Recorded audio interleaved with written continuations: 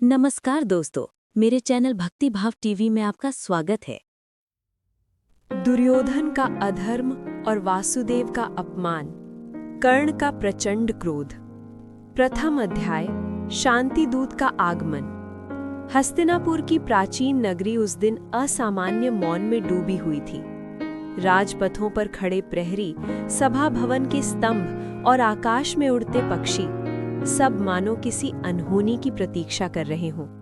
द्वारका से शांतिदूत बनकर आ रहे थे श्री कृष्ण, वासुदेव, योगेश्वर।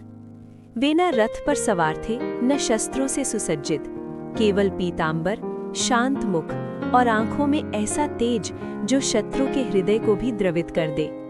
भीष्म ने दूर से ही उन्हें पहचान लिया। द्रोणाचार्य के हाथ कांप गए, विदुर की आंखें भर आईं। पर सिंहासन पर बैठा दुर्योधन उसके भीतर कुछ और ही उबाल ले रहा था। द्वितीय अध्याय, दुर्योधन का विष। दुर्योधन के मन में बीज बोया जा चुका था। वो बीज था भय का। यदि कृष्ण यहाँ सफल हो गए तो पांडवों का राज्य लौट आएगा और मैं क्या रह जाऊंगा। शकुनी ने कान में फुसफुसाया, भांजे, जब शत्रु निहत्था आए तब उसे अवसर मत दो। दुर्योधन की आंखों में अधर्म चमका। तृतीय अध्याय, वो पापी आदेश। सभा प्रारंभ हुई। श्री कृष्ण ने धर्म, न्याय और शांति की बात रखी। उनकी वाणी अमृत थी। 5 ग्राम दे दो, युद्ध टल जाएगा। सभा मौन रही। अचानक दुर्योधन उठा। उसकी आवाज में विष था। वासुदेव, तुम यहाँ पांडवों के दूत बनकर नहीं, हमारे विनाश का संदेश लाए हो। फिर वो पल आया जिसने इतिहास की धड़कन रोक दी। प्रहरी, इस वासुदेव को बंदी बना लो। चतुर्थ अध्याय, सभा में भूचाल। क्षण भर को लगा जैसे पृथ्वी कांप गई हो। भीष्म ने सिर झुका लिया। द्रोण की आंखों से आंसू गिर पड़े। विदुर चिल्ला उठे, राजन, ये आत्मघात है। पर तभी कर्ण खड़ा हुआ। पंचम अध्याय, कर्ण का ज्वालामुखी। अब तक जो कर्ण मौन था वो आज गर्जना बन गया। उसकी आंखें लाल थीं, हाथ धनुष पर नहीं पर शब्द वज्र बन चुके थे। दुर्योधन, क्या तुम्हें ज्ञात है तुम किसे बंदी बना रहे हो? सभा सन्न रह गई। कर्ण आगे बढ़ा। ये केवल यदुवंशी नहीं, ये काल का भी काल है। षष्ठ अध्याय, कर्ण का धर्म उपदेश। कर्ण ने सिंहासन की ओर उंगली उठाई। मैंने तुम्हारा साथ मित्रता में दिया, अपमान में दिया, युद्ध में देने को भी तैयार हूं, पर ये क्षत्रिय धर्म नहीं है। उसकी आवाज कांप रही थी। दूत को बंदी बनाना कायरता है।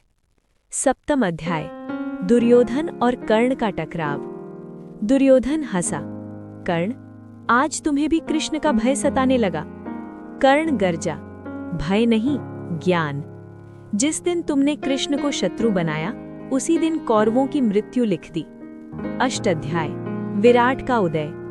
श्री कृष्ण मुस्कुराए। सभा में प्रकाश फैल गया।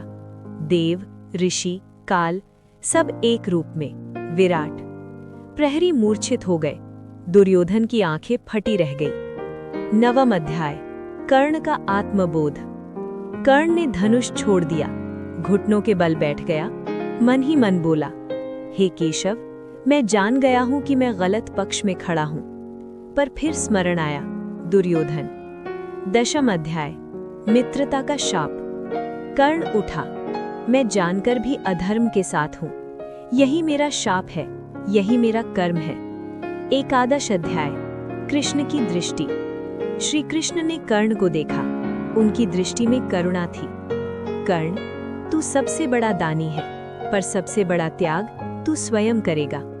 द्वादश अध्याय, भविष्य की छाया। सभा समाप्त हुई, पर युद्ध निश्चित हो गया। कर्ण बाहर निकला, आकाश की ओर देखा। हे सूर्यदेव, यदि जन्म सत्य होता तो इतिहास कुछ और होता। उपसंहार, कथा का सत्य। कर्ण अधर्मी नहीं था, वो बंधन में बंधा धर्मी था। दुर्योधन का पाप केवल अहंकार था, और श्री कृष्ण, वे केवल दर्शक नहीं, न्याय के नियंता थे। तो दोस्तों, वीडियो कैसी लगी कमेंट करके जरूर बताएं और ऐसी ही बहुत सारी कहानियों, कथाओं और जानकारियों को सुनने के लिए मेरे चैनल को सब्सक्राइब करें। धन्यवाद।